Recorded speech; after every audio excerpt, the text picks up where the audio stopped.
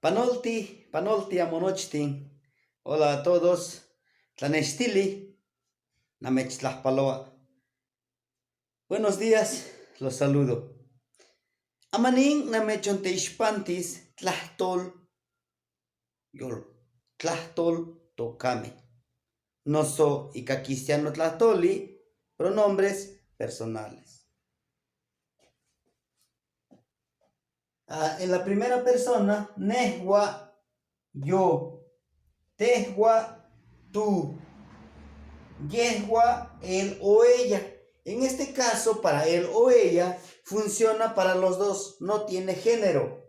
Yehua, él o ella. En plural, los pronombres en plural en la lengua náhuatl, te, guame, nosotros. Anme, guame, ustedes. Ye, guame, ellas o ellos. Tlazohkamati,